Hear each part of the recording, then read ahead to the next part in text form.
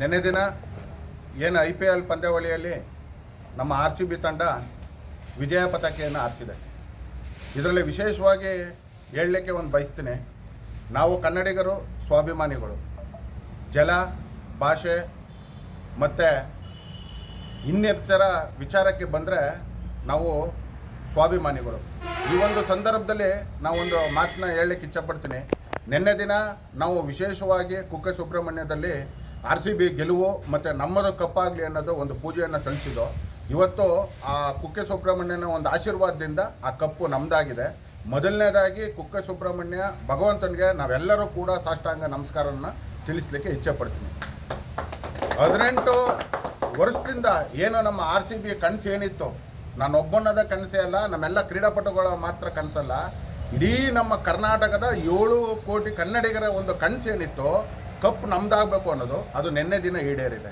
ನಾನು ಏನಕ್ಕೆ ಮಾತು ಹೇಳ್ತಾ ಇದ್ದೀನಿ ಅಂದರೆ, ಬಹುಶಃ ಎಲ್ಲರೂ ಕೂಡ ವಾಟ್ಸಪ್ಪು, ಇನ್ಸ್ಟಾಗ್ರಾಮು ಮತ್ತು ಫೇಸ್ಬುಕ್ಕು ಇನ್ನಿತರ ಒಂದು ಗ್ರೂಪಲ್ಲಿ ಇರ್ಬೋದು, ಅದರಲ್ಲೆಲ್ಲರೂ ಕೂಡ ಅಬ್ಸರ್ವ್ ಮಾಡಿರ್ಬೋದು.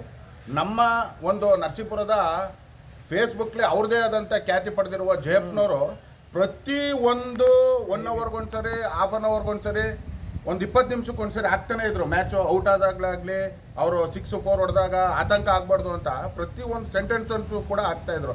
ಅಲ್ಲಿ ಏನಾಗ್ತಾಯಿದ್ರು ಅಂದರೆ, ಅವರು ಮೊದಲೇ ಹಾಕಿದ್ರು, ಈ ಸರಿ ಕಪ್ಪು 100ಕ್ಕೆ 100 ಬಾರಿ ನಮ್ಮದು ಅಂತ. ಯಾಕೆಂದರೆ ಆ ವಿಚಾರವನ್ನು ಯಾರು ಮಾತಾಡ್ತಾರೋ ಅವರು ದೈವ ಬಲ ಉಳ್ಳತಕ್ಕಂಥವ್ರು, ಒಬ್ಬ ಗುರುಸ್ಥಾನದಲ್ಲಿ ಇರ್ತಕ್ಕಂಥವ್ರು. ಯಾರ ಮನಸ್ಸಿಗೂ ಕೂಡ ಯಾವುದೇ ರೀತಿಯಾದಂಥ ನೋವಾಗಬಾರ್ದು, ಯಾರು ಅಂಜಬಾರ್ದು ಅನ್ನೋ ಒಂದು ಕಾರಣದಿಂದ ಪ್ರತಿಯೊಂದು ಸೆಂಟೆನ್ಸ್ ಹಾಕಿದ್ರು. ಮತ್ತು ಅವರು ಕೂಡ ನನಗೊಂದು ಕರೆ ಮಾಡಿ ಸುಬ್ರಹ್ಮಣ್ಯದಲ್ಲಿದ್ದಾಗ ನನಗೊಂದು ಫೋನ್ ಕೂಡ ಹಾಕಿದ್ರು, ಈ ಸರಿ ಕಪ್ ನಮ್ದಾಗುತ್ತೆ, ದಯಮಾಡಿ ಒಂದು ಸಂಕಲ್ಪ ಮಾಡಿ ಬನ್ನಿ, ಆ ನಂತರ ನೀವು ಎಲ್ಲ ಹೋಗಿ ಅದರದ್ದು ಏನಿದೆ ಆ ಸಂಕಲ್ಪನ ತೀರ್ಸೋಣ ಅಂತ. ಈ ಒಂದು ಸಂದರ್ಭದಲ್ಲಿ ಜಯಪ್ಪನವ್ರಿಗೂ ಕೂಡ ಕೃತಜ್ಞತೆ ಸಲ್ಲಿಸ್ತೀನಿ.